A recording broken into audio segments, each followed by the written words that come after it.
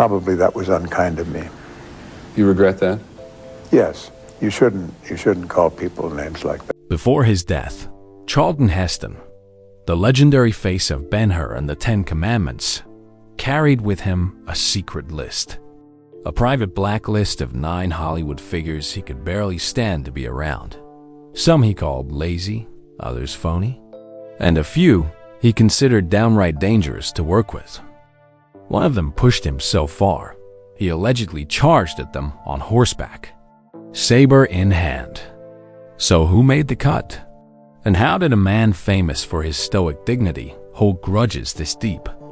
Stay with us, because some of these feuds will completely change the way you see a Hollywood legend. And if you love uncovering the truth behind the silver screen, hit that subscribe button, because this one gets heated. Charlton Heston was never the type to throw casual insults in public. In interviews, he was disciplined, articulate, and measured, the kind of actor who let his work speak for itself. But behind closed doors, in candid conversations, and in private memoir notes, a very different picture emerged. Friends, co-stars, and even directors found themselves on the receiving end of Heston's private disdain. And it wasn't always for petty reasons. Some of the names on his list clashed with him over politics, others over artistic differences, and a few simply made his life on set a living nightmare. We're talking about stars who kept him waiting for hours, demanded constant script changes, or refused to compromise on their vision. What makes this list so fascinating is that Heston wasn't just throwing shade from afar. These were people he had worked with directly, in films that went on to become classics. The tensions were real, the grudges lasting, and in some cases, the fallout was so bad they never spoke again. But before we dive into the names, let's start with the first feud, a clash between 2 Hollywood giants, set against the backdrop of a Renaissance epic, where art imitated life in all the worst ways. In 1965, Charlton Heston stepped into the role of Michelangelo for The Agony and the Ecstasy, a sweeping historical epic. Across from him stood Rex Harrison as Pope Julius II, a pairing that promised pure cinematic gold. On screen, the story was about 2 towering figures locked in a creative and philosophical struggle. Off-screen, it wasn't much different.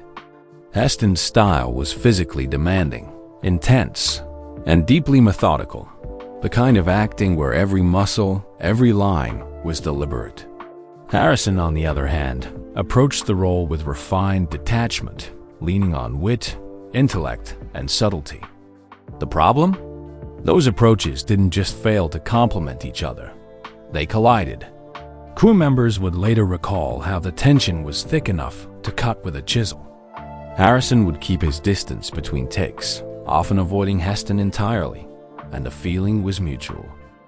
Though neither man came right out and said, "I hate you," the frost between them spoke louder than any public statement. They never collaborated again, and the silent feud became one of Hollywood's most quietly fascinating rivalries. Ironically, that simmering hostility may have been what gave their on-screen battle its intensity. 2 men, each locked in a clash of willpower, both on canvas and in real life. But if you think icy avoidance was bad, wait until you hear about the time Heston's temper exploded so fiercely it nearly turned violent. By 1965, Charlton Heston had built a reputation as the ultimate professional, disciplined, punctual, and precise. So when he signed on for Major Dundee, he expected a director with a clear plan. What he got was Sam Peckinpah, a maverick filmmaker who thrived on chaos. From day one, the set was a battlefield. Peckinpah would rewrite scenes without warning, shout sudden orders mid-shoot, and throw the entire crew into confusion. For Heston, who believed in preparation and order, it was the perfect recipe for frustration. Weeks of mounting tension came to a head during one particularly disorganized day of filming. Peckinpah started barking out last-minute changes while cameras were rolling, and Heston snapped. Still in costume, astride his horse, and wielding a cavalry saber, Heston spurred forward, charging directly at the director. Witnesses froze, stunned, as Peckinpah leapt out of the way. It wasn't a stunt. It wasn't for the cameras. This was a real, near-violent confrontation, fueled by weeks of creative warfare. Amazingly, Heston didn't walk away from the film. In fact, he gave up his salary just to keep production going, not for Peckinpah, but for the sake of the story and the crew who depended on it.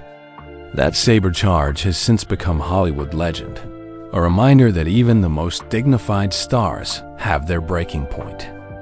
And speaking of sharp words, the next name on Heston's list didn't require a weapon, just a pen, and one of the most brutal descriptions ever printed about him. Some feuds explode on set. Others are written down years later, preserved forever in ink. In his memoir, Drop Names, actor Frank Langella, known for his commanding performances and sharp wit, didn't hold back when talking about Charlton Heston. He described Heston as having about as much sex appeal as a railroad tie, and as humorless as a CAT scan. It was a surgical strike of words, cutting, unflattering, and impossible to forget. Langella wasn't accusing Heston of being untalented. In fact, he acknowledged his skill and discipline. But in Langella's eyes, working with Heston was cold, overly rigid, and entirely devoid of warmth. No jokes between takes, no casual banter. Just pure, ironclad professionalism. To some, that discipline was admirable, a throwback to old Hollywood's golden era. To others, it was a wall, a barrier that made him feel distant, untouchable, and maybe even a little intimidating. What makes Langella's remarks sting even more is the contrast. While fans saw Heston as the mighty Moses or the heroic Judah Ben-Hur, his peers sometimes saw a man impossible to truly connect with. And if that critique ruffled feathers, the next feud went beyond personal opinion and straight into a very public political war. Charlton Heston wasn't just a force on screen. He was a force in the boardroom. In the early 1980s, he served as president of the Screen Actors Guild, bringing the same discipline and authority he carried into every role. But that authority clashed head-on with fellow actor and liberal activist Ed Asner, and one of TV's biggest stars, thanks to Lou Grant. The spark was over union policy. Heston believed SAG's focus should be simple: protect contracts, wages, and working conditions. Asner saw it differently. To him, the Guild was also a moral voice, a platform to speak out on global issues, like U.S. foreign policy in Central America. The disagreement quickly spilled out of closed-door meetings and into the press. Heston accused Asner of using the union for leftist agendas. Asner fired back, charging that Heston was trying to silence political expression in Hollywood. The feud became symbolic of the Reagan-era cultural divide: tradition and structure on one side, activism and conscience on the other. And neither man was willing to back down. In interviews, you could see the tension, pointed remarks, clipped smiles, and the sense that this was about far more than policy. It was about identity, values, and the soul of Hollywood itself. And while the political battle played out in the headlines, the next feud was brewing quietly on a film set, one where the cameras captured romance. But the reality was pure ice. In 1961, Charlton Heston and Sophia Loren were cast as star-crossed lovers in the sweeping epic El Cid. On screen, their chemistry was undeniable, fiery, passionate, and believable. Off-screen, it was the complete opposite. According to film historian Tom Letham, Heston was so uncomfortable working with Loren that during her close-up shots, he wouldn't even look at her. Instead, he insisted on using a body double, a nearly unheard-of move for a romantic lead in a film of that scale. The reasons went beyond personal dislike. Heston valued discipline, punctuality, and respect for the production. Loren, by his account, showed up late, demanded script changes, and insisted on perks, like her own hairdresser and an expanded role. For Heston, this was indulgence disguised as star power. For Loren, it was simply the way she worked. The result? A set where the leads barely spoke off camera, when the script called for them to be lost in each other's eyes.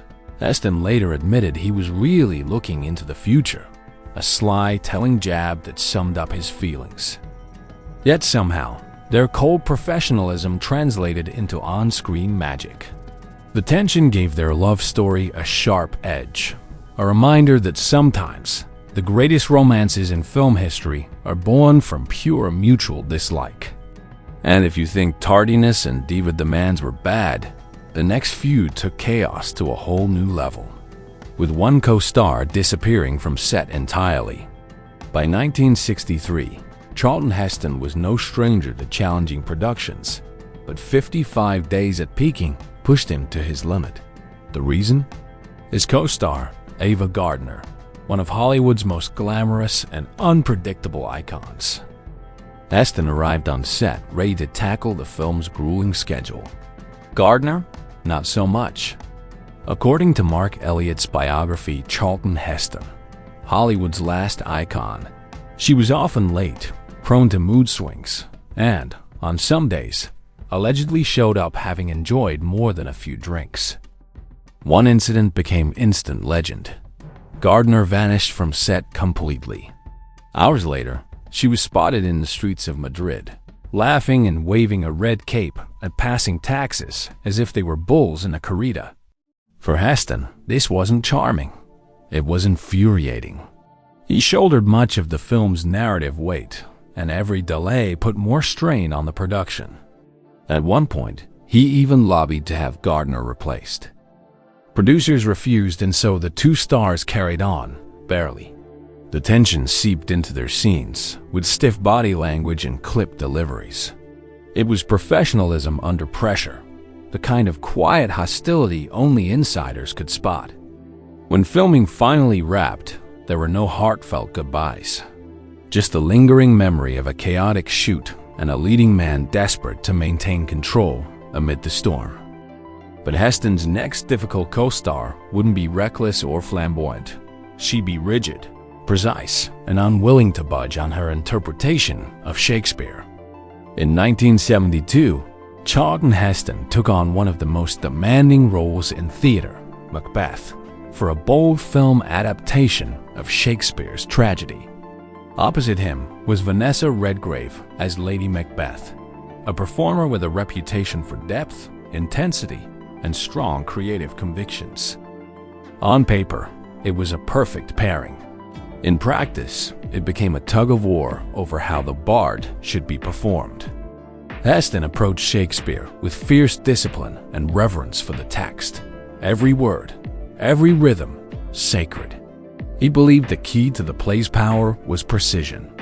Redgrave, while equally devoted to the original language, preferred an emotionally driven, interpretive style, fixed rehearsal choices, tightly held instincts, and little interest in last-minute adjustments. The problem? Heston thrived on adaptability. He liked to tweak blocking, shift the emotional pacing, and find new beats during filming. Redgrave saw that as inconsistency. Heston saw her unwillingness to adjust as stubbornness. There was no public blow-up, but behind the scenes, the disconnect was constant. Moments that should have crackled with shared energy instead felt like two separate performances running parallel, impressive individually, but never fully unified. In the end, Macbeth delivered strong performances from both, but not the chemistry it could have had. For Heston, it was another reminder that even with a brilliant co-star, great art still depends on trust and compromise. And in the very next feud, trust wasn't the problem. It was politics. Politics that would take a decades-long friendship and shatter it in front of a live TV audience. For decades, Charlton Heston and Paul Newman were more than just colleagues. They were friends. Two titans of classic Hollywood who admired each other's work and shared a mutual respect rare in an industry fueled by ego. But by the early 1980s, America's political climate was shifting, and so was their friendship. Heston, a vocal conservative, embraced Ronald Reagan's presidency. Newman, just as firmly liberal, opposed it at every turn, from civil rights policy to arts funding to the military buildup. At first, their differences were handled with quiet disagreement. Then came a joint TV appearance on The Last Word. In front of a national audience, Newman criticized Reagan's presidency in blistering terms, questioning the character of those who supported him. Heston's anger was visible. The easy camaraderie between the two men evaporated under the hot studio lights. When the segment ended, Newman refused to shake Heston's hand. For Heston, it was more than a slight. It was a public betrayal. They never spoke again. A friendship built over decades ended in a single moment of political division. Both men would pass away in 2008, just months apart. There was no reconciliation, no final phone call, only the quiet reminder that even the strongest bonds can break when core beliefs collide. And in the final name on Heston's list, the feud wasn't personal or political. It was professional. A young director made a casting decision that Heston took as an insult, and the grudge lasted the rest of his life. In the mid-1970s, Charlton Heston was still one of Hollywood's most bankable names, the kind of actor whose presence could anchor any epic. So when a young Steven Spielberg began casting for Jaws, Heston assumed the role of Chief Martin Brody would be a natural fit. But Spielberg had a different vision. He believed that casting a megastar would ruin the suspense. Audiences, he thought, would automatically expect Heston's character to survive, and that certainty would kill the tension. Instead, Spielberg went with Roy Scheider, a talented but lesser-known actor. For Heston, the decision wasn't just a creative choice. It was a rejection of his credibility and star power. He took it personally. So personally, in fact, that when Spielberg later offered him a role in the 1979 comedy 1941, Heston flatly refused. Not because of scheduling conflicts, but out of principle. This wasn't a grudge that faded over time. Heston carried it for the rest of his life, never working with Spielberg, even as the director became one of the most powerful figures in the industry.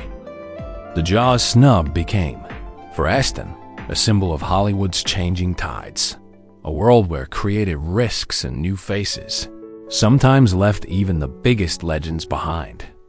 Charlton Heston's private blacklist wasn't a random roll call of grudges. Each name told a story of clashing egos, creative battles, political wars, and the raw, unpolished truth behind Hollywood's golden age. From Rex Harrison's icy avoidance to Sam Peckinpah's chaotic set, from Sophia Loren's diva demands to Paul Newman's public break, and even Steven Spielberg's career-defying snub, these moments reveal a man who valued discipline, loyalty, and respect above all else. When those values were challenged, Heston didn't forget. Sometimes he confronted the problem head-on. Sometimes he stayed silent and kept his distance. But either way, the fracture was permanent. In the end, Heston's legacy is a mix of towering performances, unshakable principles, and relationships forever marked by tension. It's a reminder that even the most untouchable screen legends were human, complicated, proud, and fiercely protective of what they believed in. So what do you think? Were these grudges justified? Or just the product of Hollywood's larger-than-life personalities colliding? Let us know in the comments. And if you enjoyed this deep dive into the hidden side of a Hollywood icon, don't forget to like, share, and subscribe for more untold stories from behind the silver screen.